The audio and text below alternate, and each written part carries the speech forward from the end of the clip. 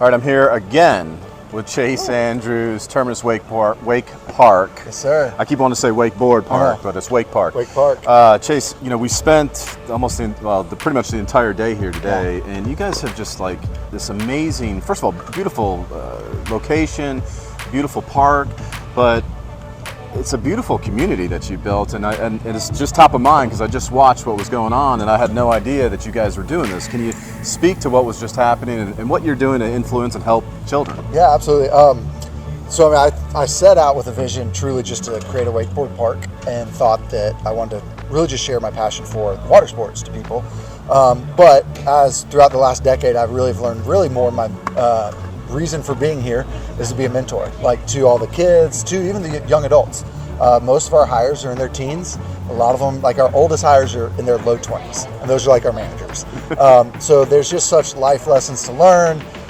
So I just love, it's just an opportunity. It doesn't have to be this way, but for me, it's just an opportunity for me to get to pour into their life, help them become a better person, a better coworker, man, father, brother, whatever they're going to be in the future.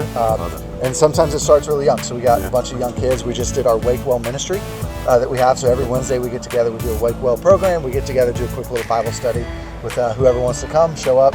And then when we finish, we'll generally grab some pizza or go wakeboard a little bit more. Man, I absolutely love it. So do you have a history of ministry or? No, grew up around the church, but no, really grew up on the water. Yeah. That's where my parents were. My parents were ex-show skiers at Callaway Gardens and everything. Really? So just love water sports. And then for me, it's I love God. I love water, playing around the water, and I love people. So it just all fits together.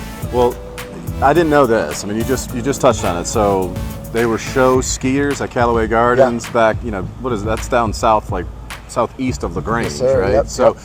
What does that mean? What is that? So, and they pulled me into it a little bit in my early wakeboard career, but they met at Callaway Gardens doing show skiing, like the old stuff where the ladies will do like ballet on a ski. The guys are doing like funny clown stuff. They build the pyramids. They do barefoot skiing, jump skiing. Yeah. It's all the fun old show off stuff, and that was my dad for sure.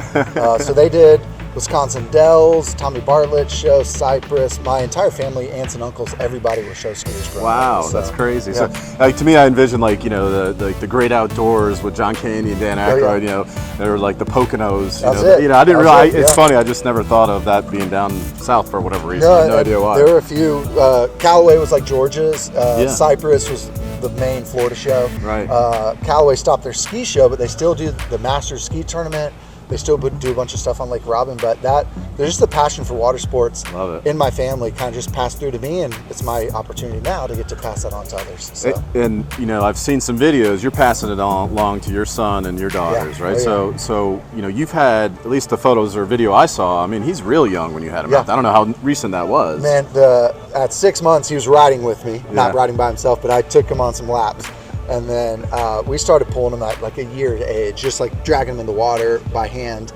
And then at 4 years old, he got up by himself on our 2.0, the down and back system, riding by himself. We ran our full-size lake really slow, and he was able to do full laps on the kneeboard there. And we're just now, he's kind of getting back into it. He was a little scared coming out of the winter, but he's just now creeping back into it. Man, it makes me excited. I bet. So will this be like a legacy project that you'll pass on to your kids? I mean, is that what your vision is? Yeah, I mean, truly, when I was building the place, I didn't even have kids at that point, but I was envisioning my kids riding around, playing, having fun. And then, with the big future, some projects that I have in mind. If they want to, great. If not, I'd love for them to take it over, run it, and continue to pour into the community and people and teach and pass down that passion that I have. If it's their passion, great. If not, it's not the end of the world too. Sure. So. Well, let's talk about why you chose Emerson. Sure. Okay, so you chose it at a time when there really wasn't much here. I mean, farmland, forest, very agricultural, at least in my mind. Why Emerson? Absolutely. So me and my partners, we wanted to do a park. We knew we did, so we just started looking around. I'm from Duluth, my old town Duluth family there, Lake Lanier baby. So really I wanted it over there. But we started looking, we looked in the Cumming area. We had a great piece of property picked out over there, but once we were able to meet with the guys who originally set up the Lake Point community, they were just very like-minded, from a DNA standpoint, just kind of why they were doing youth sports, the impact that they wanted to have. So we saw their master plan, the vision that they had for this spot, and the decision was made. Like we couldn't go anywhere else. We knew we had to come here, but it was scary because we were the very first thing. It was the interstate, I-75. There was a Love's gas station, and then it was nothing. I mean, Emerson was a small little city, a little town. So at the very first little bit, it was Love's gas station. We had a gravel road, dirt road, out to our construction trailer. And then it was a big mud pit out here that first year until we got the AstroTurf in. So you know, I read where Emerson was originally founded in, I think it was 1889. Okay. So Terminus Wake Park is the one who basically developed this. Come on, let's go. I love it, man. I mean, well, listen, this place has been, I mean, unbelievable. You know, talk about the point race or chase that you guys, points chase that you have going on that we got to witness today. You know, you had all kinds of divisions, you had both lakes being used. You know, speak to that a little bit. Tell everybody what that's all about. So I grew up doing tournaments because I was a show skier, so I got into the tournament scene, wakeboarding early, and it was just something that I've always had a passion for. I like opening up that scene. It seems like it's all for pros, like the highest competitors, but there's definitely a place to bring in the younger kids and let them have a no pressure environment to get to try, learn, fail. So even 20 something years ago, me and my dad started the Mountaineer Classic wakeboard tournament. It's up at Lake Burton. It's been still running for 21, 22 years now. And so that just led into this. I didn't start Points Chase as a organization that already had some format and stuff. We just basically adopted their system. But I love it. So it's a weekly thing throughout the season. It gives the kids a purpose for their riding. Because like, there's not the big tournaments, or there's some of that, but so they come out one week, they see how the other kids do. Now the rest of the week, it gives them a chance to like learn new stuff, figure out what they need to do for the next week. So it like gives them that end game to push for. Yeah, and what I noticed too is, you know, growing up playing ball sports, you know, football, basketball, like it was so competitive. You know, I didn't really want to teach anybody else, like on my move or whatever move it was on the basketball court or the football field. You know, I wanted to be the best one out there. Here, I noticed there's definitely competition, but everybody's there trying to help one another and talk about, it seemed like they were talking about the different tricks that they were trying to do. I saw you over here coaching somebody off to the side. I mean, you know, kudos to you. You really have created this unbelievable environment, man. I mean, and it's just a testament to what you do. So thank you for having us out here. Absolutely. All right, so before we go, I know you can't talk a ton, but there's got to be some bigger future plans going on. There's something brewing. Something's got to be happening. What takes place for Terminus? Where does Terminus Wake Park go from here? Without revealing too much, we'll wait and see. I've had visions for the last decade. I've just had this big grand EOS plan, but we'll see what we can make happen in the next 2 to 5 years. No, but I mean, one day I would love to see multiples. The Atlanta can hold it. I definitely would love to see one south of Atlanta. Was under contract with some land down there just a few years ago before COVID, kind of stopped those plans. So that's always an option.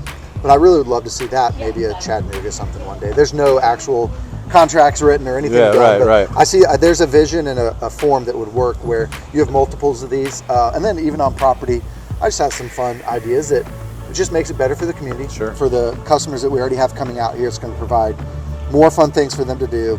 More amenities, more relaxation, that kind of stuff. So, you know, just hypothetically, you know, other parks open up. You know, I think about just from any business perspective, trying to teach the management and then convey that passion onto the next person. There hasn't been a ton of people out there that have been able to be successful. I mean, you think about like Drew McConnell and Chick-fil-A. I mean, that's a great example, right? You know, how does Chase do that? How does Chase show and put that passion and into the next group that's going to possibly, you know, help you with another place? So, I mean, you're talking to me right here, but the facility's running itself. I'm not doing anything. So it's not me.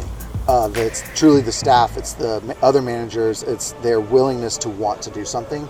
I just talk with them a lot about just what I kind of talked about before, but the opportunity. Our job is we spin kids in circles. That's really what we do. But there's an opportunity for life change, like to actually pour into the kids, to coach them, to teach them, to have a little life change for them. So I think that with this younger generation of workers, a lot of people complain about them that they're not hard workers and all sorts of different stuff. But man, if they're given a purpose and they see like that their work actually is impactful and it does something, that's what is making them like have a passion for their work. So it's going to be them. It's not going to be me taking the next one, growing the next one. It's them catching the passion for water sports. And that could be 1,000 different things. I mean, it's the aqua park, it's water slides, it's surfing, it's wakeboarding, it's all of it. All things water. Catch that passion for water, because that's kind of where we focus. But and then realize that what you're doing has a bigger purpose. And then I think from them, we'll find the right people, and then that attracts the right people that want to come be a part of what we're doing. And then that'll be what helps us open new locations, if that's even a thing, or just continue this place. Keep it open for the next decade. So, well, I mentioned it before. I mean, everything you're doing is infectious. So I wish you all the best with that. And if, just a little, I know you and I know each other. I know you'll be successful at anything that you do. So I'm looking forward to following your career as you continue to grow. So before I let you go, turns out I'm in mortgages and real estate. That's one of the things I do. That's how my wife and my kids live this amazing life. That's how they get paid. And so I got to talk a little bit about real estate. So there's development all around here. And when, like you said, when you purchase this land, correct? None of these restaurants, none of these businesses were here. What is taking place in Emerson that's so special? Golly, I mean, it's exploding. There's, and that's what we were hoping for when we first bought the property and had the vision. But we're seeing it finally come to fruition. So, I mean, Lake Point's done a phenomenal job getting the fields in, the volleyball, the athletic fields, so the restaurants, the hotels. A lot of it's been slower than we had hoped, but man, now that it's really going, even like right over here, I know we can't see it, but there's that brand new massive, just west of us, envision $190 million development going on with townhomes and apartment complexes and all sorts of stuff. So we're just seeing a lot of growth. I mean, everyone knows it continues to expand north of Atlanta. People keep going more north. And I think we're a little far for some people, but a lot of people are trying to get ahead of the game. So they're coming this far north, where properties aren't just insane as they might be in Marietta and even further south, closer into Atlanta.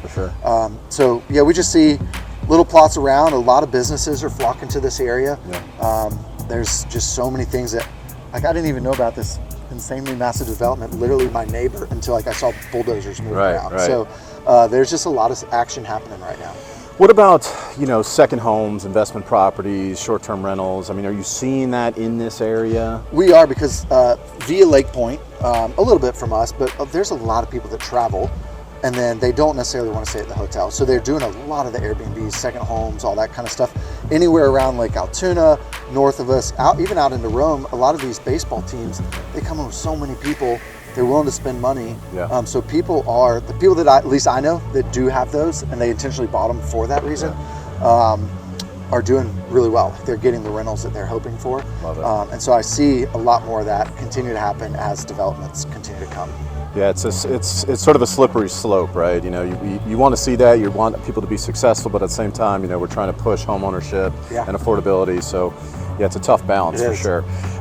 Chase, thank you, man. Absolutely. I mean, from the bottom of my heart, this was just an awesome day. You've got an awesome place. We loved having you. Thank you. Can't wait till the show actually airs, and looking forward to coming out here and bringing the kids and the wife. Come on, come play. Thanks, brother. Yes, sir. Appreciate you, man. Thanks, dude.